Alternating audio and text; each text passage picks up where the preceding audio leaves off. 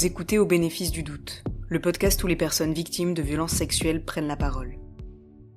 Cet épisode évoque des faits de violences sexuelles. Écoutez-le uniquement si vous êtes dans de bonnes conditions émotionnelles.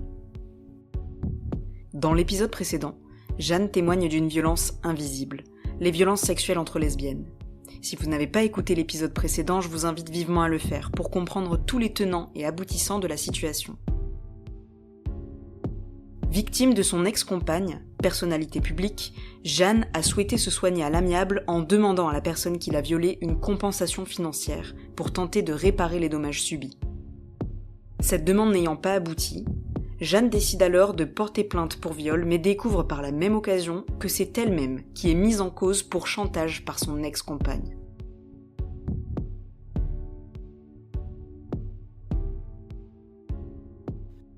Donc ouais, pour récapituler les étapes que j'ai peut-être déjà dites dans l'épisode 1, en janvier de cette année-là, il y a eu les flics qui m'ont convoqué. Donc là, c'était bien une convocation. Je me suis rendu au commissariat.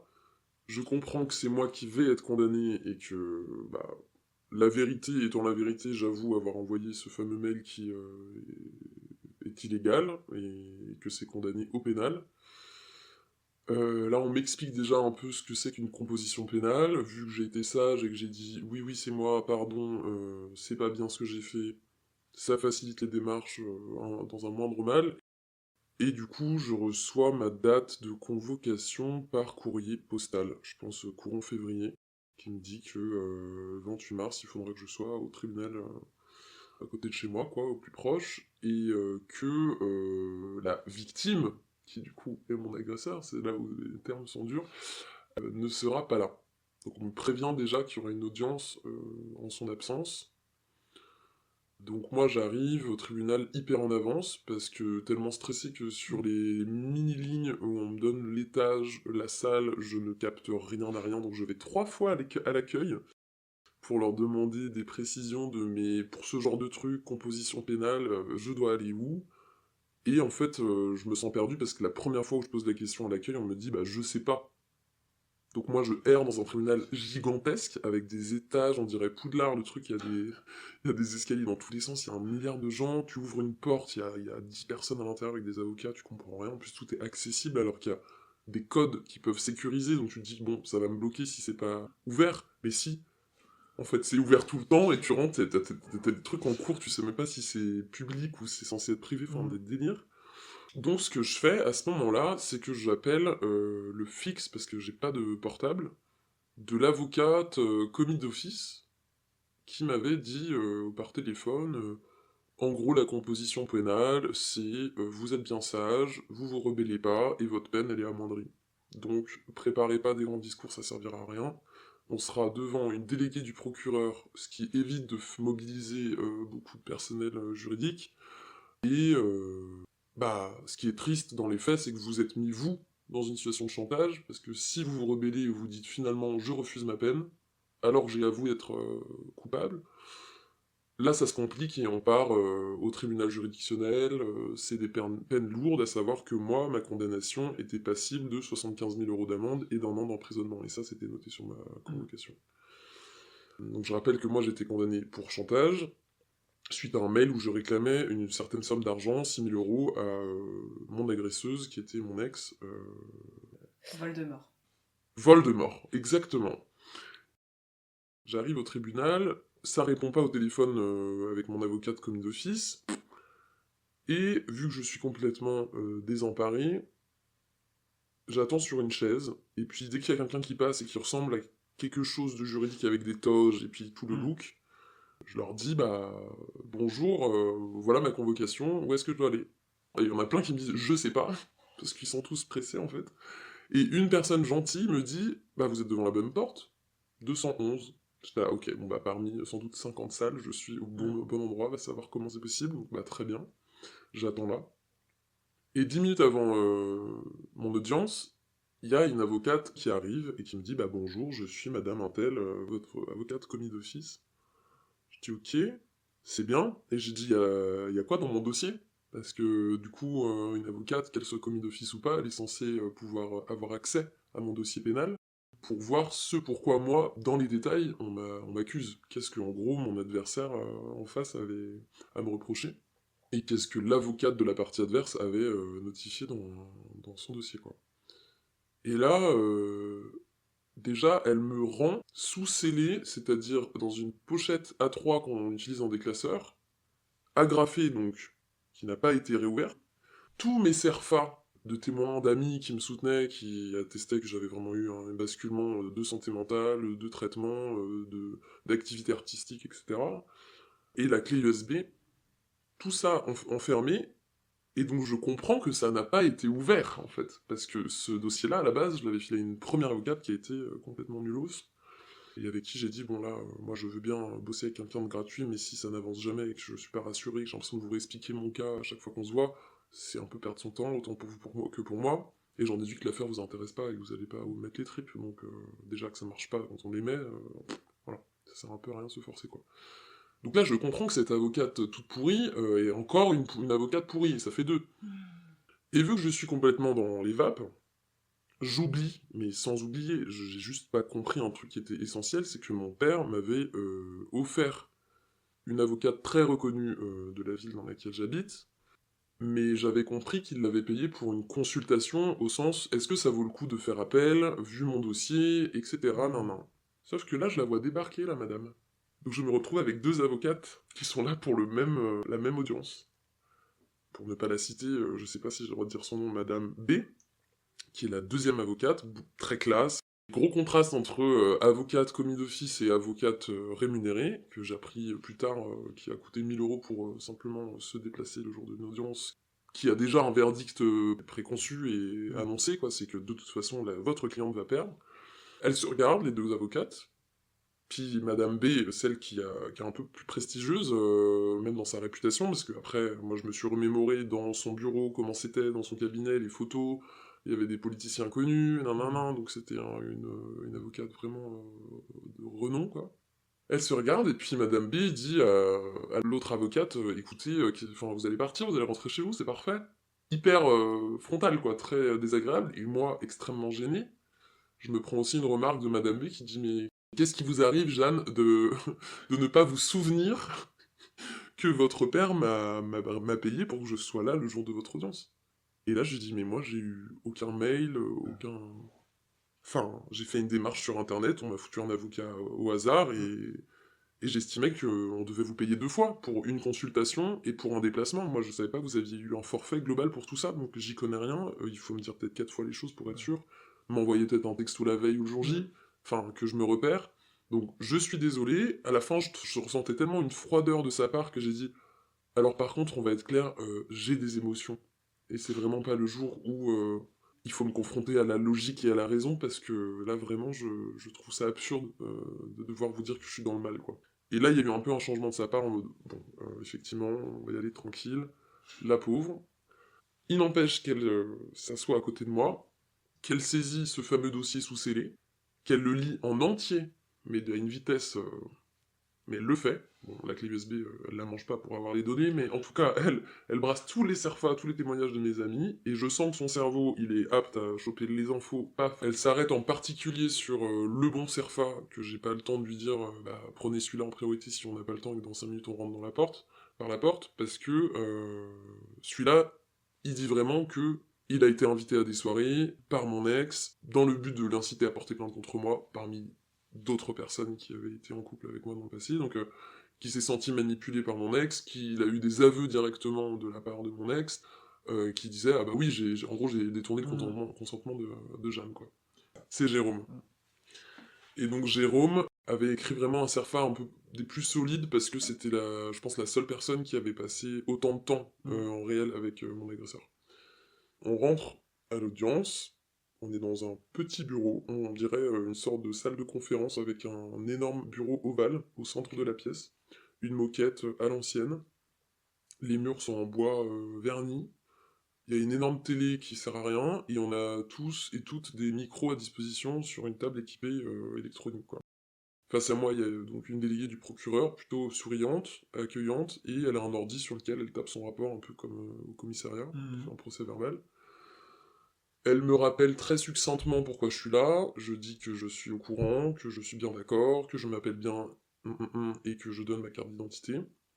Elle me demande ma convocation, on relit les lignes de ma convocation, et là, surprise, mon agresseur n'est pas présente, mais a laissé quelques petites lignes de ses désirs, de ce qu'elle attend, elle, de cette étape. Et donc j'ai une lecture, je crois qu'on m'a même fait lire le papier, dans lequel c'est écrit « Donc nous avons eu Madame Voldemort au téléphone aujourd'hui, qui nous a donc notifié que je souhaite que Jeanne cesse de diffuser des informations fausses à mon sujet, car cela nuit à ma vie. Je ne demande pas de dédommagement financier à Jeanne, car Jeanne est en situation de précarité. Bonne princesse, bien sûr. Et cela serait long, donc entre guillemets, si je lui demandais une somme d'argent, ça entretiendrait un lien encore entre nous qui me serait insupportable, et qui serait sans doute très long dans le temps, vu les sommes qui seraient en échéancier divisées sur plusieurs années sans doute. Donc je ne me demande même pas l'euro symbolique, enfin il y avait vraiment toutes les lignes de quelqu'un de si princier, et plein de belles valeurs, donc que moi ça m'a encore plus flingué de sentir à quel point il y a la bonne présentation de la part de l'agresseur. Et là je me retrouve sensation d'école primaire, le lécheur de bottes, et moi le cancre derrière qui de toute façon, quoi que j'ai fait, on m'a poucave dans tous les sens, et c'est mort pour moi, quoi. Donc je lis ça, bien sûr, moi ça me met dans un état terrible d'injustice, mot que je n'avais pas le droit de prononcer parce que mon avocate, donc l'avocate que mon père m'avait payée, m'avait bien déconseillé de dire pour pas enfin, provoquer de façon insolente la justice, parce qu'on arrive en disant je sais que j'ai fauté, mais en fait vous êtes un peu méchant avec moi, ça marche pas comme ça. Ouais. Donc on respecte tout ce qui se passe, et au pire, vous pleurez. Voilà les conseils qu'il m'a donnés. De toute façon, j'ai pas eu le choix, j'ai pas choisi. Ça a été la cascade des pleurs à partir du moment où j'ai lu les lignes que mon adverse avait laissées. Là, il y a un temps de parole, mon avocate me bluffe, j'avoue qu'elle fait un travail incroyable qui sans doute n'aurait pas du tout été réalisé par l'avocate commis d'office, parce qu'elle arrive à résumer avec une rapidité, une synthèse, une perspicacité, quelque chose de vraiment construit, des pages qu'elle vient de découvrir sur la vie de mes amis à ce sujet, quoi. Donc je suis scotché, et elle fait allusion également, de façon très subtile, et c'est là où on se dit qu'être avocat, c'est vraiment tout un art du discours, et puis de la tournure de phrase, et de à quel moment je regarde dans les yeux, la déléguée du procureur, pour impacter. C'est quand elle fait référence à « nous avons des traces qui accusent au préalable de ma cliente, cette soi-disant victime qui aujourd'hui se retourne contre ma cliente, qui lui a causé des torts, qui lui a fait quitter aussi une certaine stabilité de vie économique, financière que permet le diplôme de Jeanne, qui aujourd'hui exerce de façon très discontinue avec de l'intérim pour justement se préserver de ses émotions, etc.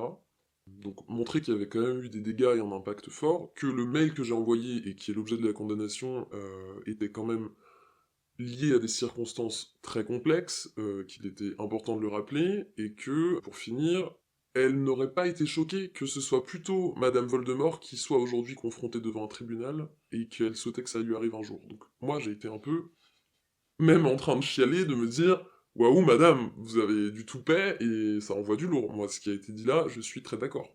Et ça a été hyper beau pour moi de me dire « Waouh, derrière les larmes, il y a aussi un peu ce truc de... » Ouais, respirer normalement en se disant il y a des gens comme ça qui donnent une bouffée d'air et qui sont justes et bon, qui font leur travail aussi, quoi. En face, j'ai senti une sorte d'apitoiement quand j'étais observé de bah écoutez, ça avait l'air d'être bien dans la merde, quoi, mais je veux dire, il y avait aucun mot de la part de la déléguée du proc, elle notait juste 3 lignes, hein. Donc mon avocate a parlé un quart d'heure et il y a eu 3 lignes écrites. Et je l'ai signé, c'était un rapport qui disait « Je suis d'accord avec la condamnation suivante. Je suis dans l'interdiction de me rendre au domicile familial de Madame Voldemort durant 6 mois. » Donc ça a commencé au mois de mai, cette injonction, puisque j'ai reçu le courrier officiel fin avril. Donc c'est-à-dire que jusqu'à novembre de cette année, je me tiens fortement à carreau.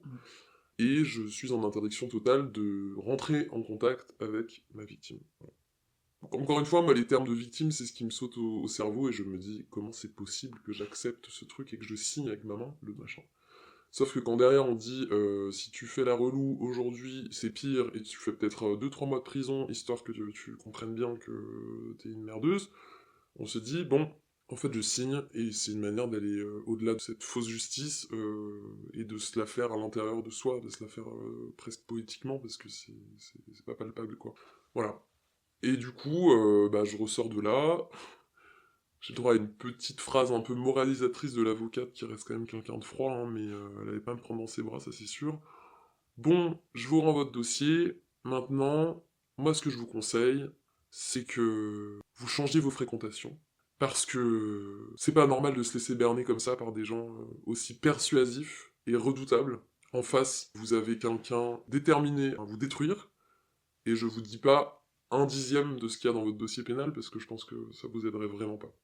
Mais en tout cas, elle a vraiment amené des éléments contre vous qui ne sont pas basés sur des preuves, mais en tout cas, elle évoque beaucoup de choses qui seraient très problématiques. Et là, à ce moment-là, je pose la question du casier. Je dis, mais alors, est-ce que là, aujourd'hui, on sait si... Enfin, est-ce que la décision est prise? Mais elle me dit non, il faut que vous attendiez un courrier officiel, qui finalement était un mail, parce que la déléguée du proc fait remonter l'état des faits de cet échange d'une demi-heure hein, au total, hein, c'est très court, au procureur qui lui décide de la peine. Donc vu que mon ex n'avait pas l'air de vouloir réclamer de l'argent, j'ai été alloué de ça. En revanche, il y avait les 6 mois non-contact, non-domicile, et aussi cette pseudo-surveillance mais ça j'étais déjà au courant depuis le commissariat en janvier, faites très attention à ce que vous faites sur les réseaux sociaux. Ah oui, parce que dans les lignes, j'ai oublié de dire, mon ex avait également écrit Jeanne a énormément calomnié à mon sujet sur un blog, qu'elle a entre-temps supprimé. Chose qui est en soi vraie, parce que j'écrivais des articles qui étaient liés à ça, je savais qu'elle consultait mon blog constamment, donc je lui faisais des petites allusions du genre titre de l'article à celle qui lit mon blog le plus souvent, parce que j'ai quand même pas beaucoup de connectés sur WordPress. L'avantage c'est qu'on peut voir un peu combien de personnes lisent nos trucs. Et je lui adressais des petits poèmes en mode vraiment je parlais de la grande puissance, enfin c'était très évasif, hein. C'est pas salut mamzelle, je donne ton 06 à tout le monde et va te faire allumer. Mais et du coup ça a rajouté un peu ce côté regardez comme elle est coupable, elle est même dans la rédemption et elle fait des pas en arrière parce qu'elle sent que c'est problématique et elle efface des traces. Enfin, donc ça a été un truc très complexe à gérer parce que chaque élément était repris d'une façon très mensongère et détournée pour alimenter sa version la plus préférable pour elle, quoi, la plus confortable. Donc je sors de là avec cette petite leçon de morale de mon avocate, qui d'ailleurs me rajoute je suis sûr que vous devez être une artiste talentueuse, donc concentrez-vous là-dessus, vous avez besoin de personne pour avancer et être reconnu, ça prendra peut-être plus de temps. Et ça, c'était en allusion au contrat d'édition que j'avais perdu à cause de toutes ces manœuvres-là. Et du coup, voilà, je me remets du gag des deux avocates, je me dis, mais en fait, c'est le bordel jusqu'au bout, cette histoire. Je sors du tribunal, je me souviens de m'être posé une terrasse toute seule en regardant un peu le vide et en me disant, bah, qu'est-ce qui se passe maintenant, quoi. Un peu cette sensation de...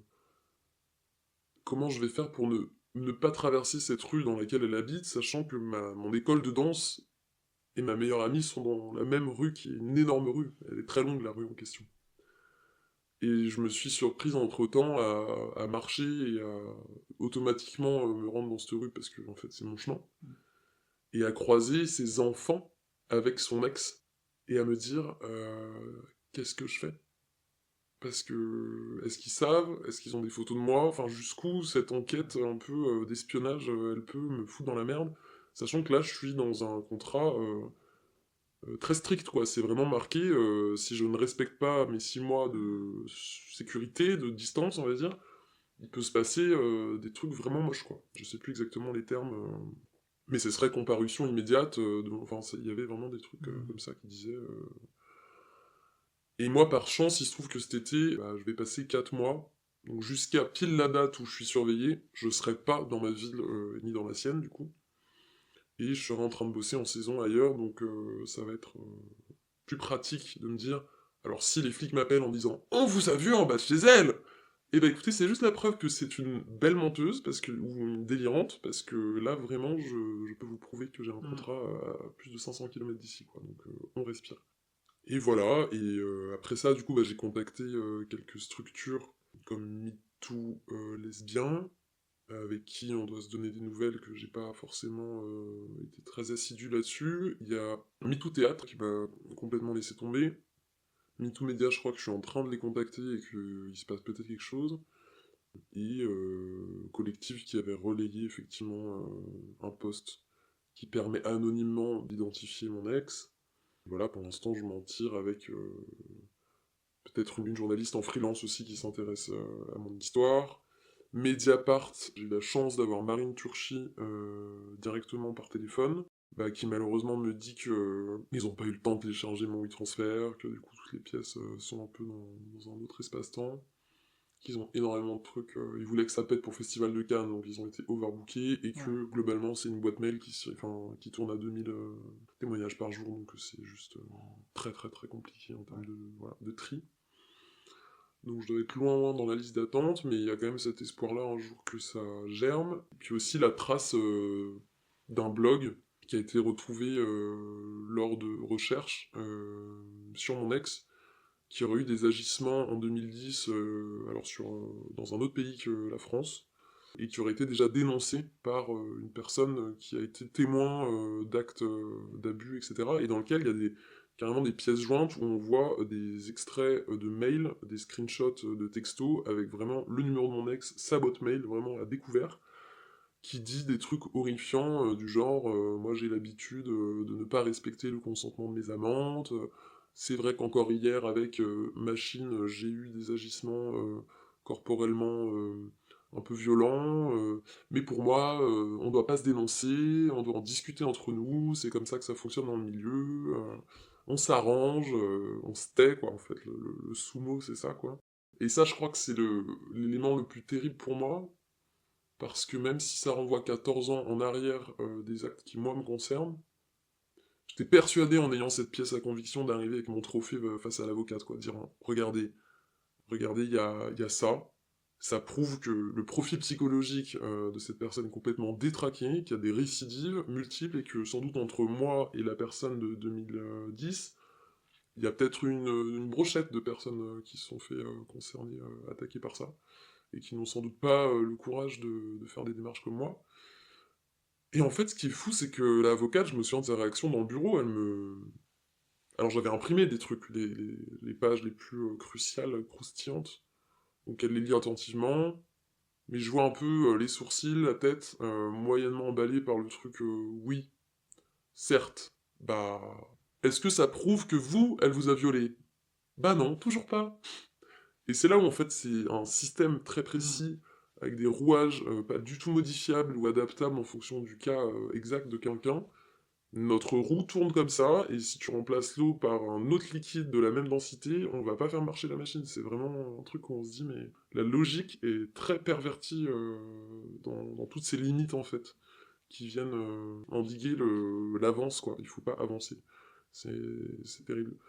Donc j'ai clairement compris que ça avait juste été utile pour un sous-entendu face à la déléguée du proc lors de l'audience, mais en fait, juridiquement, ça n'a aucune valeur. Et qu'il faudrait que moi, je rentre en contact avec l'auteur de ce blog, dont j'ai réussi à trouver le mail, parce que c'est prudemment flouté sur beaucoup de parties, mais il y a une petite image qui dénonce un peu, sans doute par accident. J'hésite encore à écrire à cette personne, vu que je suis quand même en période, je sais pas si on appelle ça un sursis ou une surveillance, mais je suis en train de purger ma peine, moi je peux pas me permettre de déconner en attendant, quoi. Ouais, carrément, et ça me fait penser, parfois on pense, comme tu dis, avoir des preuves qui peuvent venir alimenter le truc, et en fait, que ce soit même des captures d'écran, etc., si ça n'a pas été saisi par la police, faut faire appel à un ou une huissière de justice, ça coûte une blinde, et il n'y a que comme ça que la preuve peut être recevable en fait par la cour.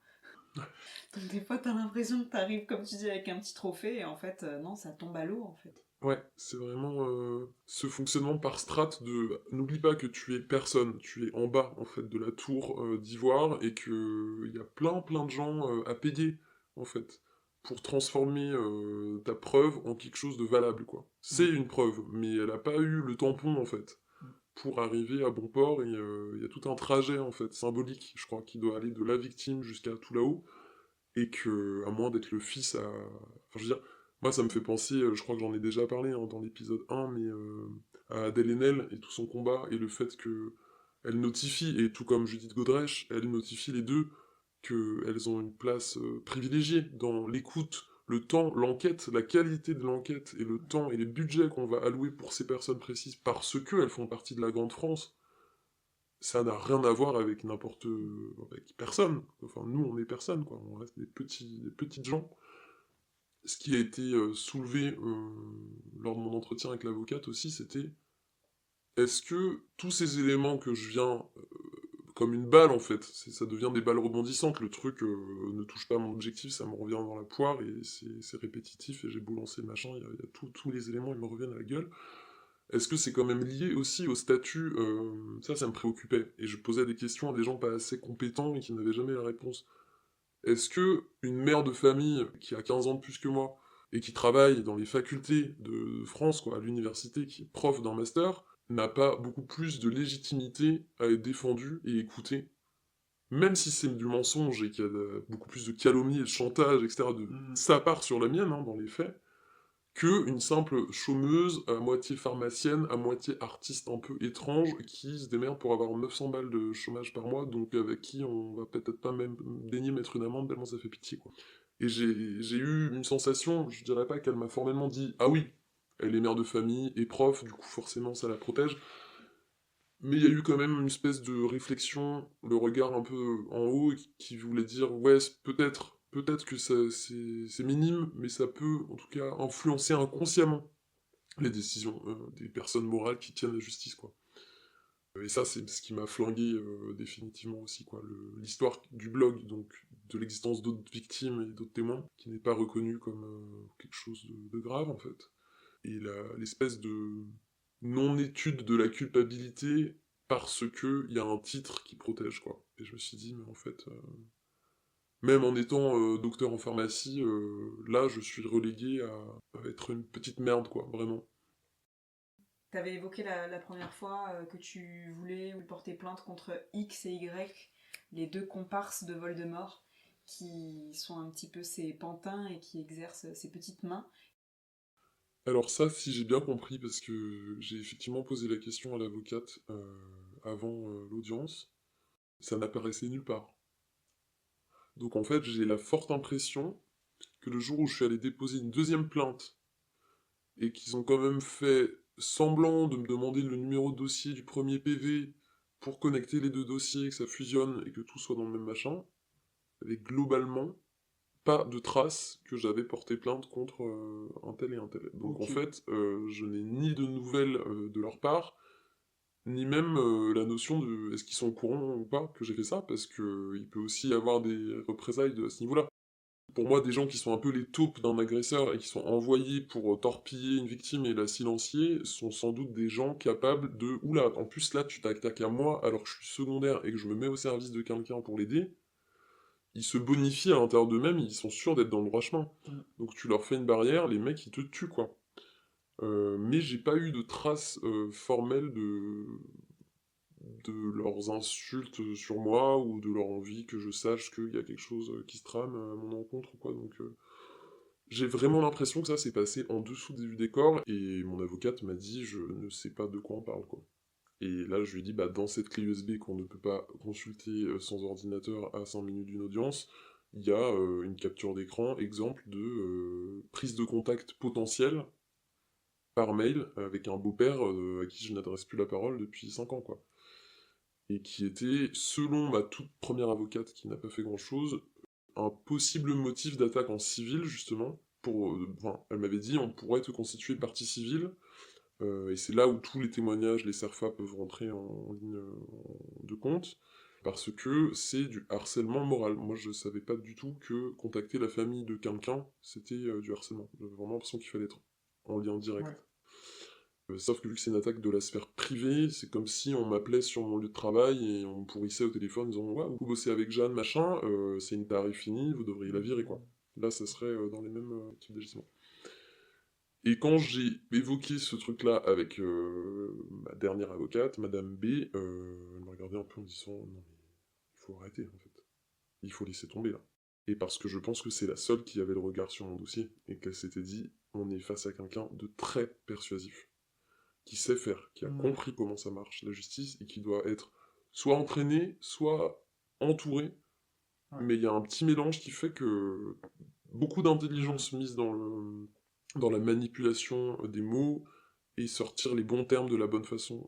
C'est-à-dire tout l'inverse de ce que moi j'avais fait en envoyant ce mail hyper émotionnel et réclamant réparation de façon illicite et illégale du coup. Donc non, XY qui n'ont pas donné de fruits particulièrement, et je pense même qu'ils doivent même pas savoir, c'est ça qui est fou, quoi. Ils doivent même pas avoir peur, ils doivent se marrer, ou je sais pas où ils en sont, mais ouais. Je vais rajouter un truc, c'est en lien avec le contexte qu'on traverse actuellement. Et ben là, vu ce qui se passe en ce moment avec les élections européennes, je t'avoue que ce soir, il y a un énorme meeting de la France Insoumise auquel j'avais vraiment envie d'aller et que je pouvais pas savoir que ça allait tomber ce soir, tu vois. Ouais. Et du coup, hier soir, j'étais dans un truc de... Je peux pas annuler Paris, tu vois. On a galéré à trouver nos dates. Et moi, après ça, je suis en saison, ça va être très compliqué. Enfin, si on veut pas le faire dans un an, quoi, tu vois. Donc, autant le faire quand c'est chaud, quoi. Ouais. Et j'en parlais avec un ami avec qui j'étais hier en disant, mais je me sens coupable de ne pas aller soutenir un pote quand même qui se présente en campagne, quoi. Il est candidat, ça fait des années qu'on le soutient, qu'on l'aide, qu'on l'accompagne, et que là il se lance parce que c'est l'occasion pour les législatives de représenter le parti de Mélenchon. Et putain, je me sens égoïste de moi aller à Paname pour reparler de mon petit nombril et de ma petite histoire qui me semble vraiment ridicule si on met des échelles, quoi, sur ça.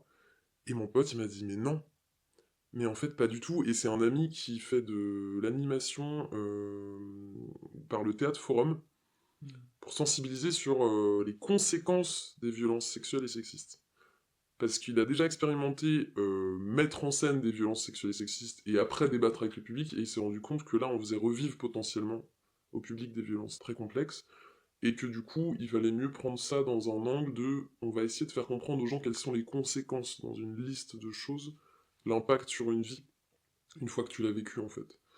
Et il me disait, mais c'est exactement ce que tu vas faire demain en allant faire ce podcast, parce que les gens qui vont écouter, ils vont se dire, bah en fait, c'est grâce à ça qu'on peut se rendre compte de ce que ça fait. Et du coup, même quelqu'un qui n'est pas une victime qui écoute le podcast, ça va être quelqu'un qui va peut-être s'imprégner de ce que ça fait au réel, au plus près de, putain, du concret, des choses.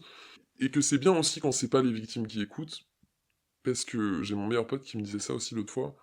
Il est noir, moi je suis lesbienne, il m'a dit va aux manifs antiracistes, et moi je vais aux manifs pour les LGBT en fait. Il faut qu'on s'inverse un peu dans nos luttes pour qu'on soit pas tout le temps les premiers à s'énerver parce qu'on est hyper touché par ça. Et je trouvais ça hyper fort parce que on n'y pense pas. Moi je pense pas assez, par exemple, des vraies actions, mener des actions, aider la cause par rapport à la Palestine.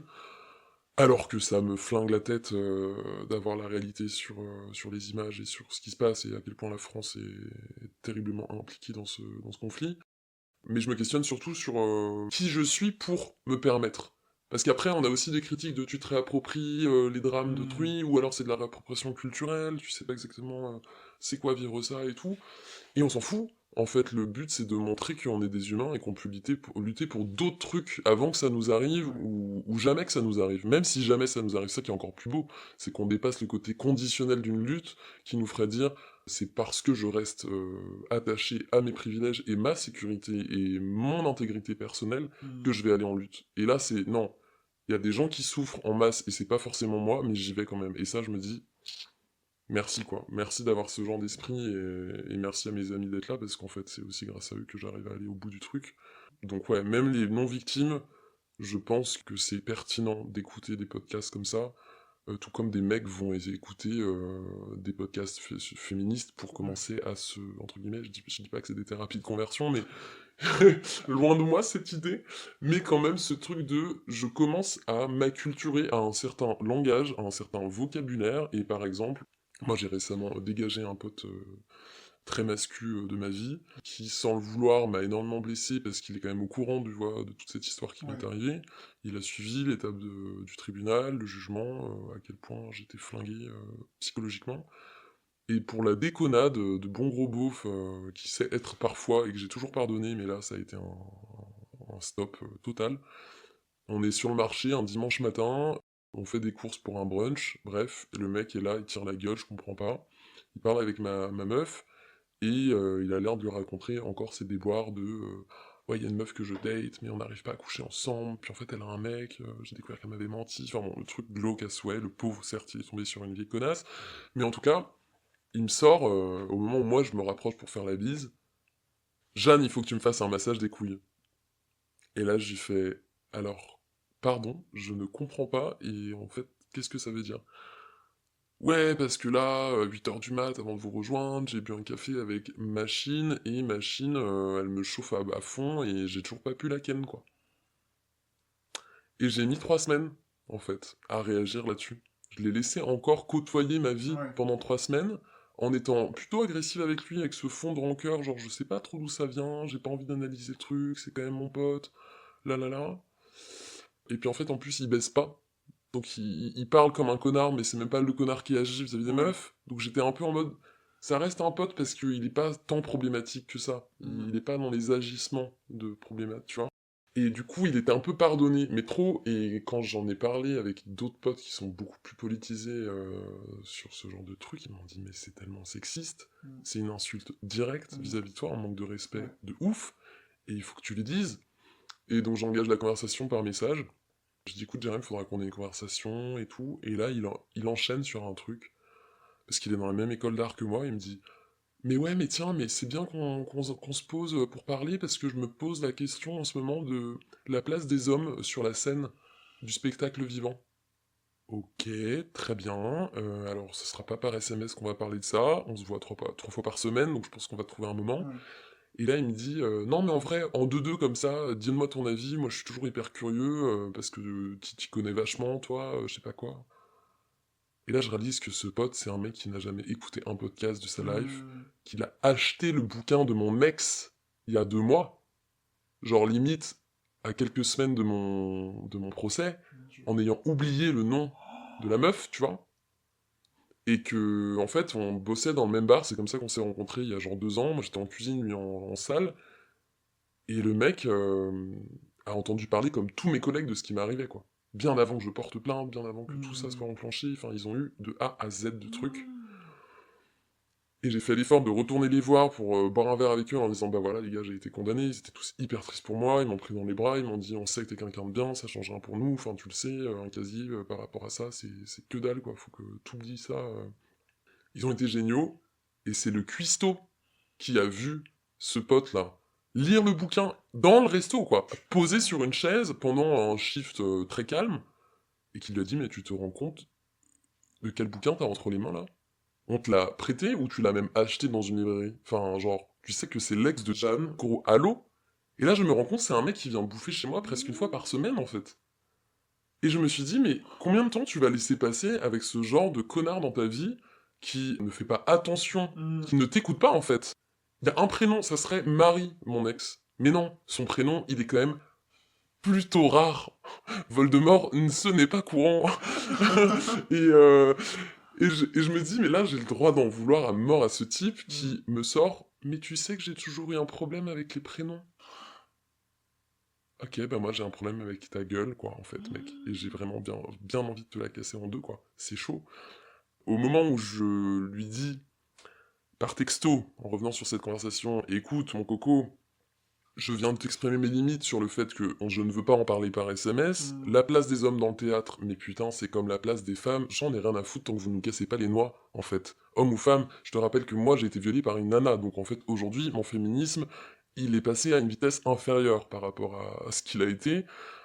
Et peut-être que si tu veux t'intéresser à ces sujets, Tu peux commencer par lire les bons bouquins, ne peut-être pas acheter des livres d'agresseuses officiels, et ne pas demander des massages des couilles à tes potes proches lorsque t'as des petites envies mal satisfaites. Qu'est-ce que t'en dis ? Et là, ça a signé une petite humiliation qu'il a pas supportée, petit égo fragile, et il m'a dit un truc du genre « Ok, j'ai compris, on va clore le débat, j'ai plus rien à rajouter. » Et en fait, là, c'est la guerre froide, et moi, c'est clairement plus un ami. J'en veux presque encore un peu à ma meuf, de ne pas avoir brisé le lien avec lui pour me protéger et me défendre, parce que moi, j'ai encore ce gros besoin d'être couvert et d'être, comment dire, en groupe, quoi, en meute, voilà, c'est le mot que je cherchais, cet effet de « il t'a fait ça, je me range avec toi, c'est mort, on le bouffe », quoi. Sauf que je peux pas imposer à ma meuf de dégager tous ses amis parce que j'estime qu'ils m'ont fait du mal. Donc là-dessus, j'essaie de mettre un peu d'eau dans mon vin, mais chaud, quoi. Mais voilà, juste pour rebondir sur même les séquelles que ça peut créer de façon tentaculaire et microscopique, une agression de quelqu'un de connu, donc qui globalement est un peu de partout, même avec des objets, des références, des trucs, et paf, tu peux avoir la déception de ton pote de ouf qui achète le bouquin, quoi. Tu te dis, mais...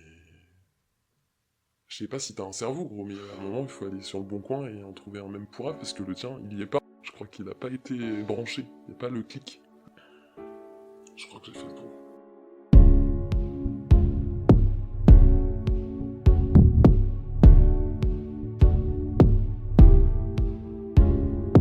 Jeanne a un parcours juridique lunaire et bien qu'inédite, son histoire n'est que le reflet de ce que l'inconscient collectif pense des victimes de violences sexuelles. Jeanne, victime de viol, victime d'un crime, a été condamnée par la justice. Malgré tout ça, Jeanne a pris le risque de témoigner, encore une fois. Car ce que ni la justice ni les agresseurs ne peuvent empêcher, ce sont les victimes de parler. Vous venez d'écouter le 17e épisode du podcast Au bénéfice du doute. Si vous pensez qu'il peut être utile à d'autres personnes et si vous souhaitez soutenir Jeanne, n'hésitez pas à le partager. Ce podcast est entièrement autoproduit par Julie Dussert, la musique originale a été composée par Sandra Fabry et l'image a été dessinée par Camélia Blando. Au bénéfice du doute, le podcast où les personnes victimes de violences sexuelles prennent la parole.